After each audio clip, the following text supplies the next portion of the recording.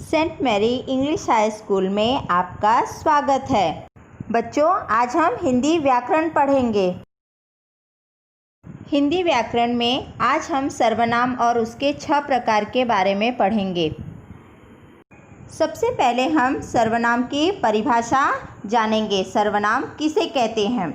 जिन शब्दों का प्रयोग संज्ञा शब्दों के स्थान पर किया जाता है उन्हें सर्वनाम कहते हैं। जैसे मैं, तुम, आप, कौन, जो, स्वयं, कोई इत्यादि। अब बच्चों मैं एक और उदाहरण देती हूँ। जैसे एक गांव में ऋत्विक नाम का लड़का रहता था। वह बहुत गरीब था। अब यहाँ पे बच्चों मैंने सबसे पहले क्या कहा? एक गांव में ऋत्विक नाम का लड़का रहता था।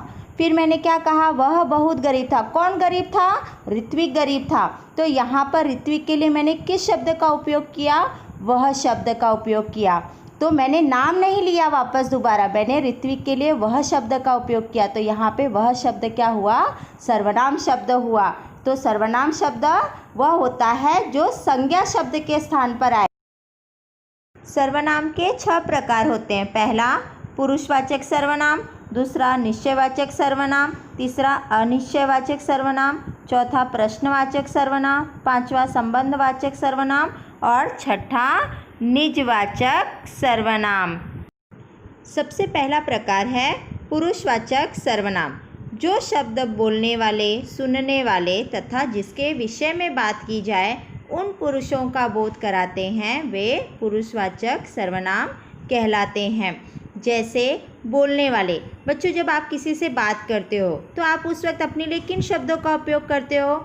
मैं, मेरा, मुझे, मैंने, हम इत्यादि। दूसरा है सुनने वाले। जब आप जिससे बात करते हो तो उसके लिए किस शब्द का उपयोग करते हैं? तुम, तुमने, तुम्हारा, तू, आप आदि। सपोज आप दोनों मिलकर किसी के बारे में बात कर रहे हो या दो व्यक्ति मिलकर किसी के बारे में बात कर रहे हैं तो उसके लिए किन शब्दों का उपयोग करेंगे? वह, वे, उसे, उसने आदि। पुरुषवाचक सर्वनाम के 3 प्रकार होते हैं। पहला उत्तम पुरुषवाचक सर्वनाम, दूसरा मध्यम पुरुषवाचक सर्वनाम और तीसरा अन्य पुरुषवाचक सर्वनाम। उत्तम पुरुषवाचक सर्वनाम खुद बोलने वाले को या जिन सर्वनाम शब्दों का उपयोग बोलने वाला अपने लिए प्रयोग करता है वे उत्तम पुरुषवाचक सर्वनाम कहलाते हैं। जैसे मैं, मैंने, मुझे, हम आदि। मध्यम पुरुषवाचक सर्वनाम सुनने वाले को या जिससे बातचीत की जाती है उसे मध्यम पुरुषवाचक सर्वनाम कहते हैं। जैसे तुम, आप, तुमने, तुम्हारा, तू, तुम्हें आदि। अन्य पुरुषवाचक सर्वनाम जिसके संबंध में बातचीत की जाती है उसे अन्य पुरुषवाचक सर्वनाम कहते हैं। जैसे वह, यह, वे, उसने, उसका आदि। दूसरा प्रकार है निश्चयवाचक सर्वनाम। जिस सर्वनाम से किसी निश्चित व्यक्ति, वस्तु, स्थान या पदार्थ का बोध होता है उसे निश्चयवाचक सर्वनाम कहते हैं। जैसे यह मेरा घर है। यहाँ पर यह शब्द जो है वह निश्चित स्थान की ओर सूचित कर रहा है। दूसरा उदाहरण है वे बड़े लोग हैं। यहाँ पर वे शब्द निश्चित व्यक्ति के बारे में सूचना दे रहे हैं। तीसरा प्रकार है अनिश्चयवाचक सर्वनाम। जिन सर्वनाम शब्दों से किसी निश्चित व्यक्ति, वस्तु, स्थान या पदार्थ का बोध ना हो उन्हें अनिश्चयवाचक सर्वनाम कहते हैं। जैसे दरवाजे पर कोई आया है। बच्चों, जब घर पर दरवाजे का बेल बजता है तो तुम्हें पता होता है कि दरवाजे के बाहर कौन खड़ा है? नहीं। तो हम लोग क्या कहते हैं? कोई तो आया है, लेकिन हमें यह नहीं पता होता है कि कौन आया है। तो यहाँ पर कोई शब्द किसी निश्चित व्यक्ति की सूचना हमें नहीं दे रहा है।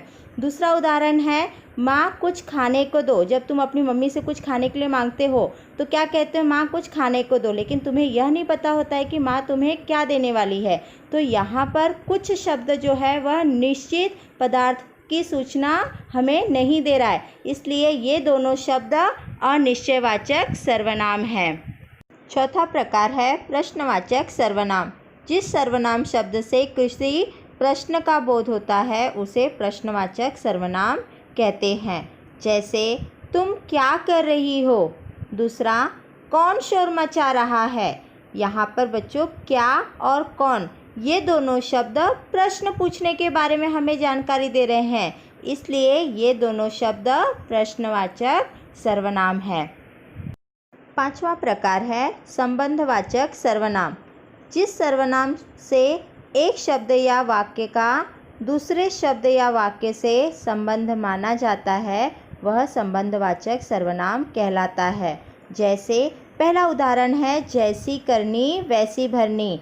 यहाँ पर बच्चों करनी और भरनी ये दोनों शब्दों को जैसी और वैसी शब्द जोड़ रहे हैं। दूसरा उदाहरण है जो जीतेगा वो इनाम पाएगा। यहाँ पर जीतने वाले शब्द को इनाम पाने वाले शब्द से कौन सा शब्द जोड़ रहा है, जो और वो, इसलिए जैसी वैसी और दूसरे उदाहरण में जो और वो ये शब्द संबंधवाचक सर्वनाम हैं। छठा प्रकार है निजवाचक सर्वनाम। जिस सर्वनाम शब्द का प्रयोग कर्ता कारक स्वयं के लिए करता है उसे निजवाचक सर्वनाम कहते हैं। जैसे पहला उदाहरण है मैंने पत्र स्वयं लिखा।